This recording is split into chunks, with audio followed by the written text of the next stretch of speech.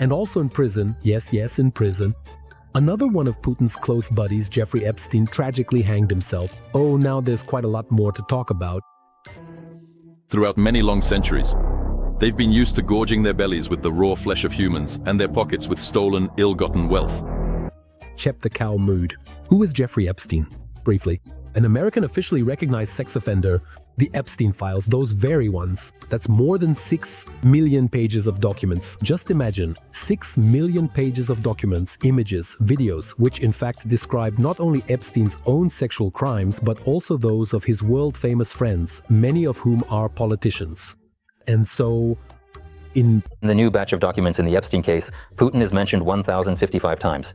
The word Russia appears 1,876 times. I am more than certain that the story with the Epstein files is, in fact, only just beginning. I think people will be talking about these files for decades to come, about all this dirt, and who is always next to the dirt. That's right, Putin. Everyone is buzzing about the Epstein list right now.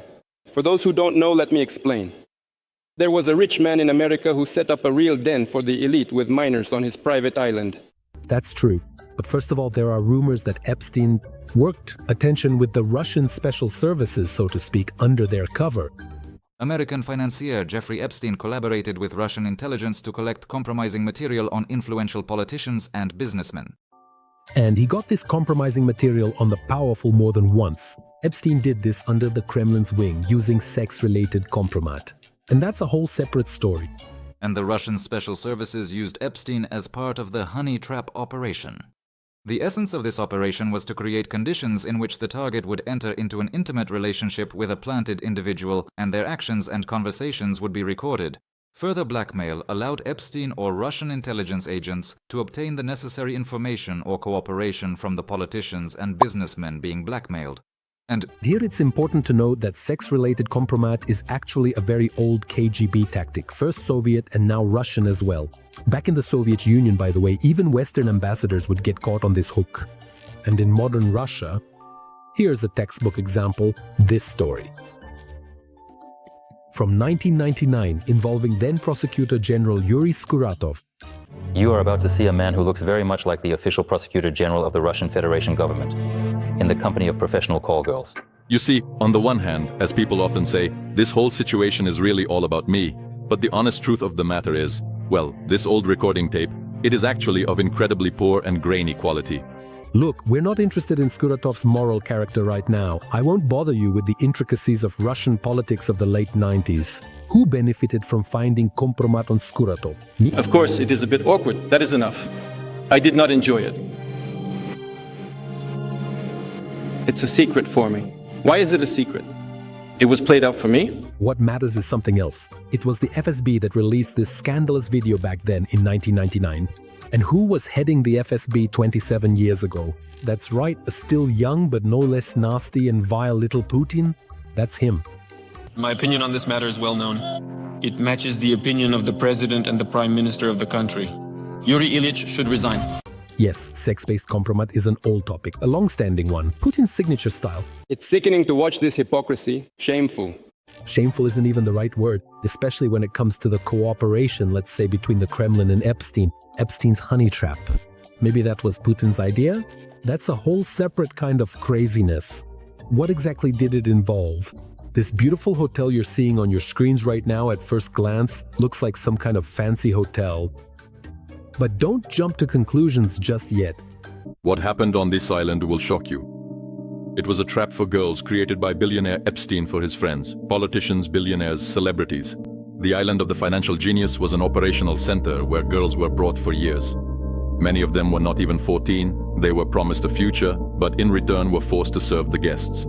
You know, I'm deliberately going to skip the details right now. Some of the things that happened to the girls on the island, I think you can imagine the kinds of perversions and horrors that took place there. But what's important is something else.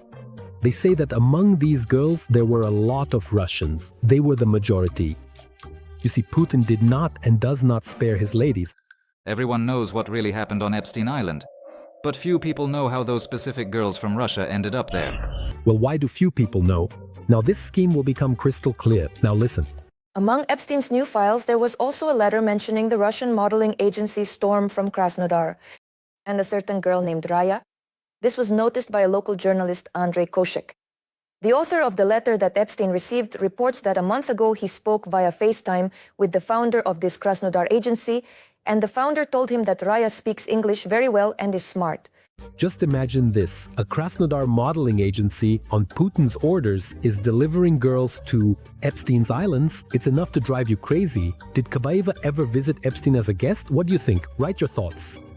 Epstein's files also contain correspondence with a certain Irina, a native of Russia. Judging by the correspondence, she was arranging meetings with girls for him. She now lives in the US, according to the publication Boris. Irina sends him several photos of different girls, arranges various dinners for him, and in one of the letters she mentions that she was promised 100, but she only received 28. To this, Jeffrey replies that she will get the remaining amount in about a week. Yeah, this is some kind of madhouse, honestly. By the way, do you know why I remembered Kabaeva? So, the ladies who end up kissing Putin, as history has shown, eventually become very close to Epstein. Or rather, they used to. This is Maria Drokova, former press secretary and activist of the pro-Kremlin movement Nashi, also known as the girl who kissed Putin. This photo is from 2009, taken at the Seliger Forum. Well, a lot of water has passed under the bridge since 2009. Now Masha Drokova is no longer the girl who kissed Putin. Now she is, imagine that. And by 2017, she resurfaces as Epstein's press secretary. For example, they discussed her intimate photos. Epstein even wrote to her that she, quote, tries too hard, whatever that means. So Drokova, then Epstein's press secretary. Then who else? Kabaeva? I can hardly even imagine it. And by the way, Drokova, Epstein didn't impress her. She says Putin is more dazzling. My God, what a nightmare. And honestly, if you look at who I personally like more as a man, I guess I find him much more attractive. Putin, because in person, I think Putin and I had more of a genuine connection, some kind of unique energy that just matched better. well, in fact, a little jab. Business trips, let's say, of Russian girls to Epstein's island. Epstein, after all, delivered results for Putin. Putin may have some serious compromat on Trump at his disposal. A high-profile investigation by Politico is shaking up the information space. A year before his mysterious death, Epstein tried to reach out directly to the Russian Foreign Ministry and pass information about Donald Trump to Lavrov and Putin. Yeah, and now all those Putin jokes about Trump don't really seem like jokes anymore, for what, don't they? They were gathering compromat on Trump during his visit to Moscow, like how he was having fun with prostitutes in a Moscow hotel. Is that true? Did you see those files, the videos? Donald Trump arrived and immediately and very quickly rushed to meet with Moscow prostitutes. This is a man who for many long years organized international beauty pageants and interacted with the most beautiful women in the entire world. It is quite hard for me to imagine that he would run off to a hotel to meet with our local socialites. Women who have a very low sense of social responsibility. By the way, the name Lavrov came up recently, and it turns out he also visited Epstein's private island. Just imagine that for a second. Journalists have discovered at least 2 specific mentions within the files indicating that Sergei Lavrov visited Epstein's private island.